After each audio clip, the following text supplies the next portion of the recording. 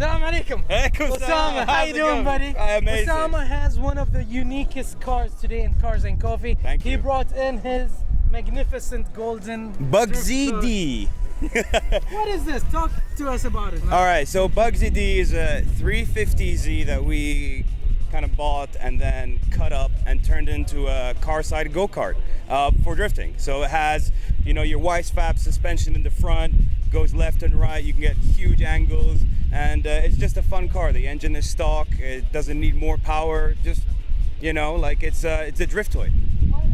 What do you think is the weight after you chopped up all this weight off the car? We checked, and I think it was around 2,200 pounds. I don't. 2,200 pounds. Yeah, something like that. Yeah. Even with the roll cage and all the modification for drifting. Yes, we were surprised as well.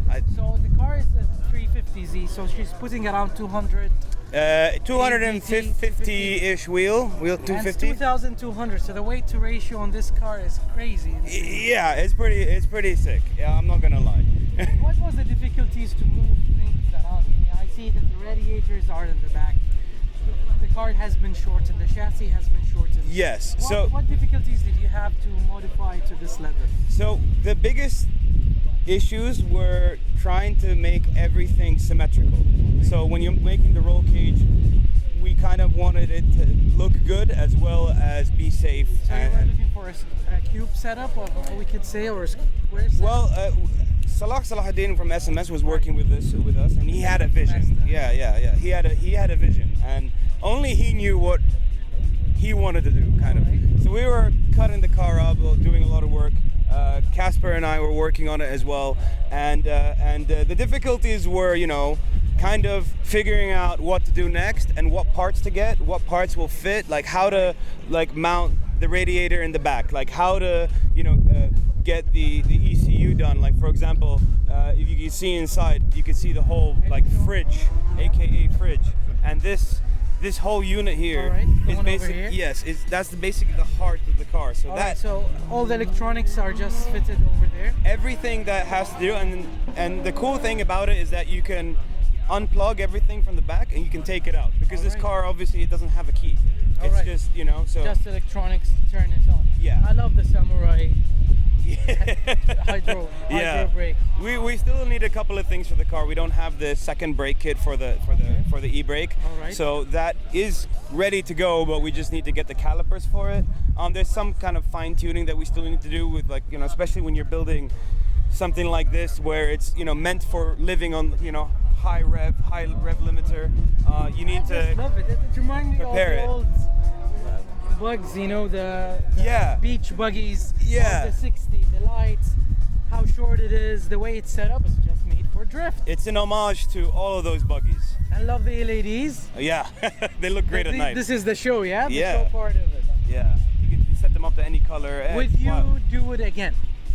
Would you ever do it again, rebuild a car this sophisticated or build this long? How long did it take you, by the way? Well, it took us a year, but a lot of that was waiting for parts and, you know, finding things.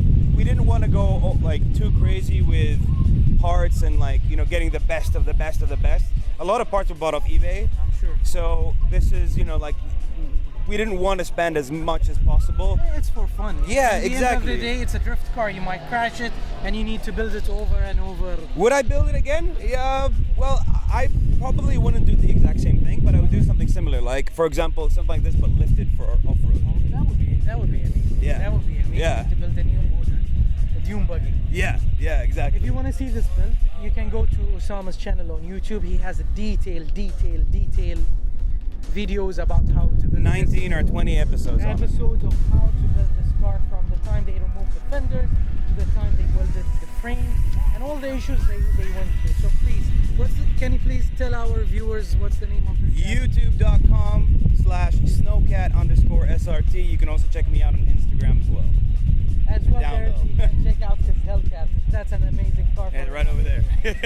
Thank you, Osama. Thank you, bro. Thank you, buddy. Thank you. هني مع اخوي فيصل الدوسري ولد عمي. فيصل تعرفت عليه في سنة 2011. كنت رايح بشتري C6 ذاك اليوم. اتصل فيني ولد عمي الثاني قال لي فياض ترى في S2000. قلت له يا اخي S2000 خلاص مرت عليها الايام. الحين حالاته كورفت نبي هورس باور، قال لي روح شوف هالاس 2000 مات فيصل وبعدين شوف. قابلت مع فيصل، دخلت عنده في البيت ودخلت عنده الجراج اللي ما شاء الله تبارك الرحمن كانت الاس 2000 واقفه عنده. اي صح. عقب تقريبا نص ساعه 10 دقائق شرينا السياره. ما طولنا، دورت لي عذر ان ادور مشكله في السياره ما حصلت. السياره كانت تبارك الرحمن انظف من الوكاله. معروف فيصل حبيبي سياراته النظيفه اللي تتفوق على نظافه السيارات اللي في الوكاله ما شاء الله تبارك الرحمن. ان شاء الله. واليوم جايب لنا فايبر، ما ادري شو اللي قلباه من الياباني وقلب على الفايبر. فايبر جن 2 جين 2 موديل 2002 فاينل اديشن. فاينل اديشن ما شاء الله. وش اللي خلاك تاخذ الفايبر؟ والله حلم من سنين يعني، من كنت انا صغير يعني. متى شفت الحلم؟ والله متى جي تي جراند توريزمو؟ يمكن كذي مثل ما تقول. جي تي 2 ولا جي تي 1؟ جي تي 1 من جي تي 1. مو صعب الفايبر يمشونه الجن 2؟ وايد ناس تقول هالكلام، ولكن قدرنا نمشي الحمد شنو لله. الصعوبة انك تمشي الفايبر؟ يعني كتراكشن ما في تراكشن، تورك عالي فيه. تراكشن كنترول مو موجود فيه؟ مو موجود فيه. فكل شيء مانيوال. اي نعم. والاشياء الثانية شنو الصعب في السيارة؟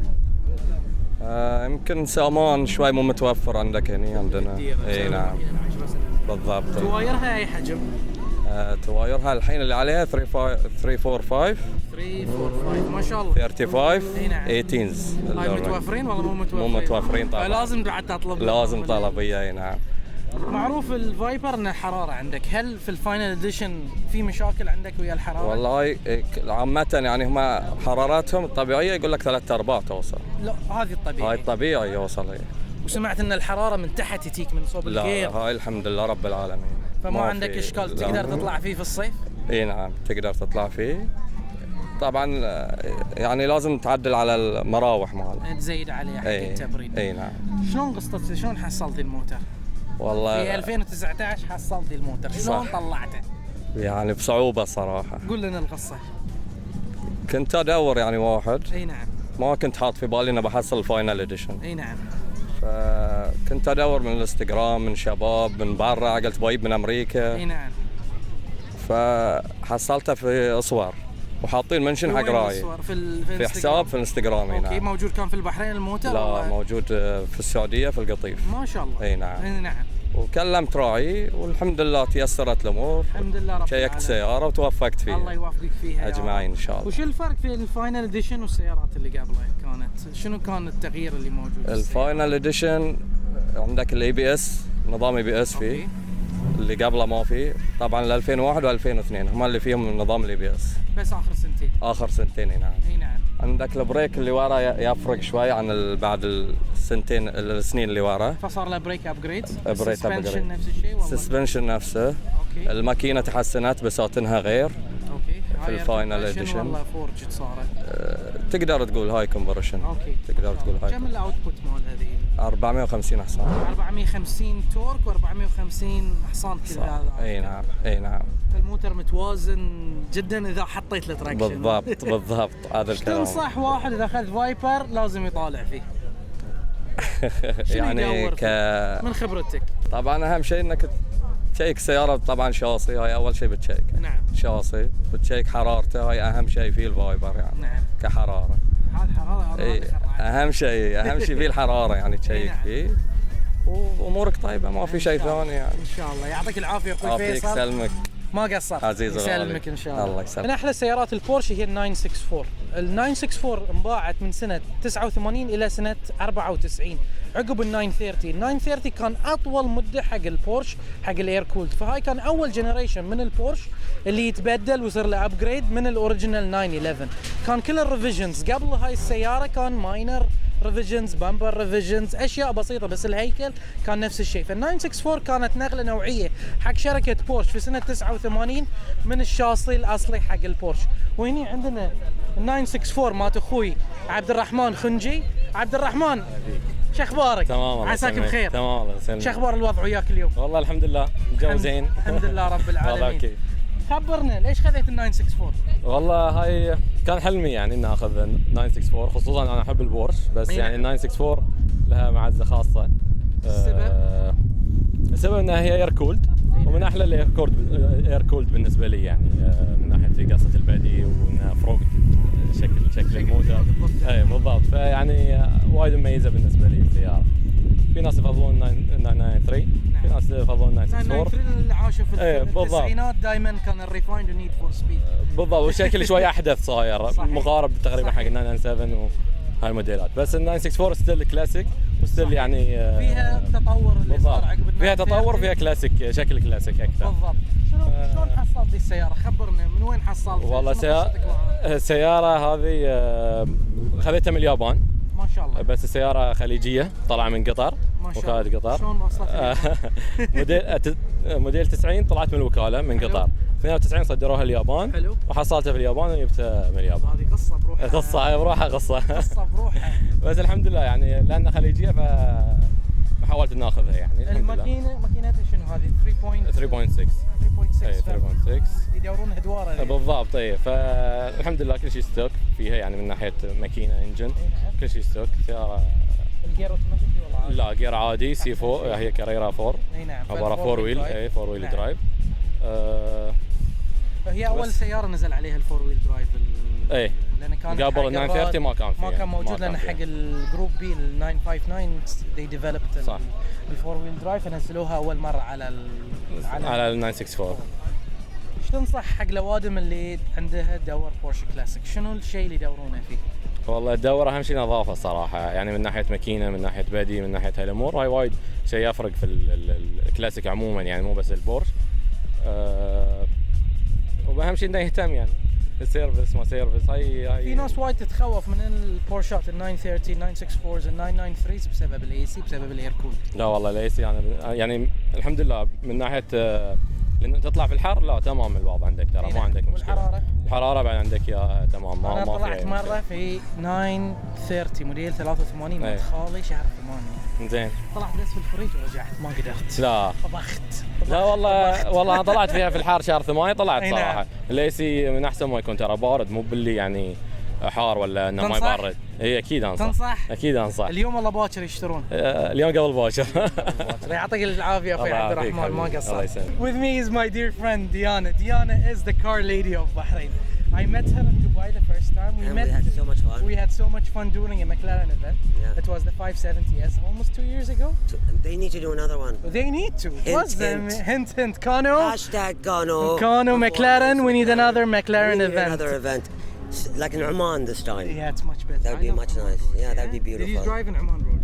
We went with Supercars Arabia. Oh, I remember that trip. Beautiful trip. It was a beautiful trip. Yeah. Why did you choose a McLaren? You had a Ferrari. You had a Maserati. What changed you to the dark side? But I still have them, the other ones. For track driving. What's different about the McLaren compared to a Ferrari? Well, my Ferrari is a California, right. So I cannot compare the California to the higher end ones. Right. But since I had the California, I wanted to get a different brand. Right. And to me, the way the McLaren drives, the control I have of it. I remember we were driving crazy. Amazing. It drives like amazing. Crazy. Now I pass everybody. MashaAllah. Before I used to be in the back. What's your best time so far? I don't know. I can't say it. You know, the boys will get angry. Absolutely. They'll say a girl went faster than us. So let's just let them believe what they want to believe. How does it feel driving it on the road? It really is one of the nicest things. Like when I spoke to the people from Mclaren and they asked me, how do you like the car? And I said, I love it. And then they said, is there anything wrong? And I said, 2 things. What are they? And so I told them, one thing was I didn't like the hazards being here because if there's something happening, that 1/10 of a second that you look down, you could make an accident. Yep. So they got a bit upset because they don't want you to say that there's something wrong. And I was like, okay, you asked me. I have the same issue with my GTR. Yeah. It's the same place. And then they asked me, okay, what's the second thing? And I said to them, you didn't give me pajamas. To match my orange McLaren. And they're like, why? I said, because I love the car, I want to sleep in it. I'm still waiting for the pajamas, by the way. Inshallah. Yeah. What color is this? This is the McLaren? This is a really special, I don't know the name of it, but it's got sparkles in it. It's a pearl. So there is something special. And what's the story about the rubber ducks on your dog? And my dog. And your dog? Yeah. What's the story behind that? I don't know, when I first got the car, people were not used to seeing women in the car. All right. And a lot of the school kids, especially the little girls, would be on the buses, and then the minute they saw it was a lady, they'd start doing ما شاء الله. so cute. So then I started putting toys to play, and now they stayed. I've been seeing To get the support from the kids, Kids, yes. soon we'll have more women driving. Inshallah, why not? Yeah. I see you, mashallah, so many times doing charity events. I see you taking some kids on the track. Now that's changing the life and culture of the cars. It's nice to share. Absolutely. And also Cars here, about sharing, yes. you can do this in Bahrain and our part of the world. If you were in the West, you can't let someone in the car because they're just going to start it and run off. Run off, absolutely. Exactly. We're Here, living, alhamdulillah, in a great in a very safe great country. place. Alhamdulillah, Rabbil Alameen. Thank you very much, Diana. Great It to was see you. great always. نشوف Nice to الجريد see ان شاء you. الله. بنختم حلقتنا اليوم من حلبة البحرين الدولية مع هذه المكلارن الثنتين الجميلات. عندنا 720 اس مع البير كاربن هود، وسيارة ديانا اللي شفناها ال 570 اس. ان شاء الله عجبتكم الحلقة، واذا عجبتكم سووا لايك وشير وتابعونا وقولوا لنا شو حابين تشوفون في الحلقات الجاية. شكرا.